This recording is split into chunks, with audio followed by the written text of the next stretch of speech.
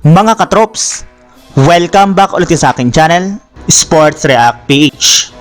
At ngayon nga ay pag-uusapan natin ang balitang malaki nga po ang posibilidad na si Nikola Jokic talaga maging MVP ngayong season. Pag-uusapan na rin nga natin dito sa ating panibagong video ang kumpirmadong mga bagong players ng Los Angeles Lakers.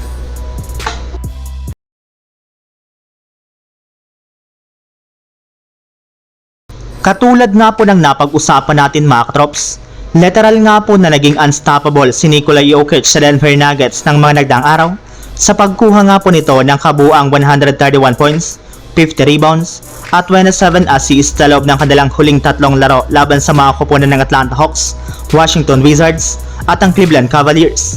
Sa madaling salita, buhat na buhat nga po niya ang Denver Nuggets ngayon. At kahit sino man nga po ang ipangtapat sa kanya ay siguradong makakapagtala ito ng puntos at makakagawa siya ng napakalaking impact sa kanilang kupunan.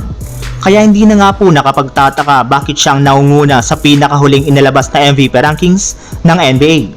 Ngunit kahit man nga po malahalimo ng stats na ginawa dito ni Nikola Jokic sa Denver Nuggets, ay hirap pa rin nga po sila na manalo sa pagkakaroon lamang nila ng record na 1 win at 2 losses sa kanilang huling tatlong laban. At ito nga po yung kakulangan ng Denver Nuggets ng katulong ni Jokic sa kanilang starting 5 at maging sa kanilang bench.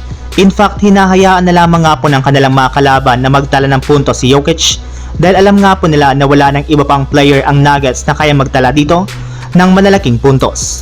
Samantala, punta naman tayo sa ating sunod na pag-uusapan sa kumpirmadong mga bagong players ng Los Angeles Lakers.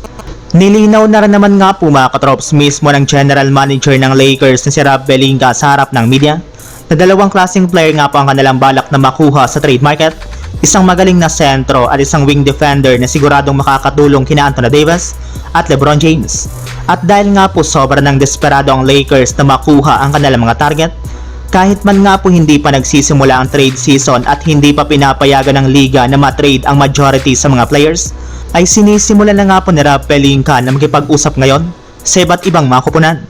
Pero isang malaking katanungan nga po ngayon ay kung sino-sino nga ba ang pinaka-realistic na makukuha dito ng Los Angeles Lakers.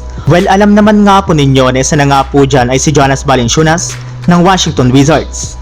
Bukod rin nga po sa kanya, isa rin naman nga po sa mga pinakamadali nga po nilang makuha ay si Dorian Finney-Smith ng Brooklyn Nets na siyang pinakamagaling na wing defender ngayon na available sa trade market.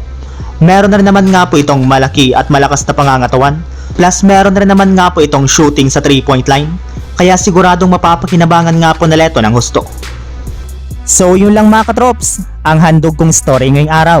Sana nag-enjoy kayo, please like and subscribe my YouTube channel, Sports React PH, para sa iba pang story at update patungkol sa NBA.